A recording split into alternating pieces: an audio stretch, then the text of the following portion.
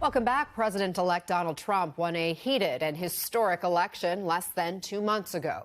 But the political drama is really just getting started because 2025 is shaping up to be yet another fascinating and high-stakes election year. NBC's Steve Kornacki has a look at the races to watch. Steve? All right, 2025 going to be a big year in elections. I know we just had the biggest election year you could have. There are a few races in 2025, though, that I'm going to be watching. I think are going to be worth keeping an eye on because of some unanswered questions coming out of this presidential race we just had. So here's the three biggies this coming up in the new year 2025. The race for mayor of New York City. And if you don't live around New York City, you're probably wondering why the heck should I care about the race for mayor of New York City? Well, what's interesting is obviously it's a big city. It's a blue city.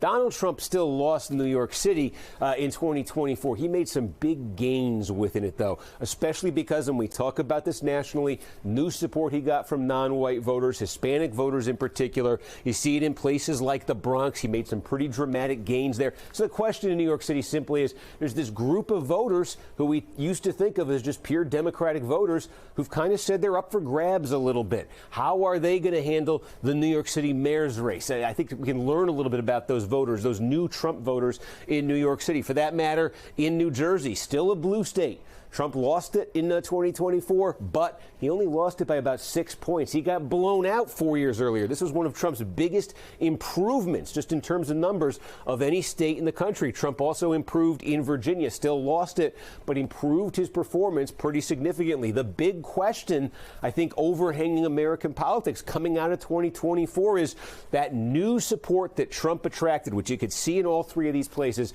especially from non-white voters. Was it Trump specific? Or is it going to work for another Republican not named Donald Trump? That's what the Republican Party is hoping for, because obviously this hints at a new coalition that could be really powerful politically, but it's unknown how much Trump is the key ingredient to that. We may find out in these races. Again, take a look at a place like Virginia. As we say, Trump didn't win it. This was still a blue state, but that was a change. Look, this was a double-digit Biden win, cut, basically in half here, the margin by Trump. And where did you see it? You saw it particularly, get ready to hear this one a lot in 2025. Loudoun County, big Loudoun County, more than 400,000 people. It's sort of the suburbs, the exurbs of Washington, D.C. And again, take a look here. Harris wins it by 16 points. You say that's a landslide, right? Well, again, Biden had won this by 25. From 25 all the way down to 16. What happened in Loudoun County when you look closely? Again, there's a large Hispanic population. There's a growing Asian American population. These are groups where Donald Trump took some very big strides in 2024 compared to how Republicans and Trump himself had been doing in the past. And that's what brings a county like Loudoun down like this. So Loudoun County going to be a big place to look in that governor's race in Virginia. Again, with that question of, can Republicans pull this kind of thing off without Trump? We'll see a lot of places in New Jersey with similar stories as well. So, yes, it'll still be a big year in elections. We never have anything but big years in elections. Especially if you're Steve Kornacki, who's just so passionate about politics. Thanks, Steve.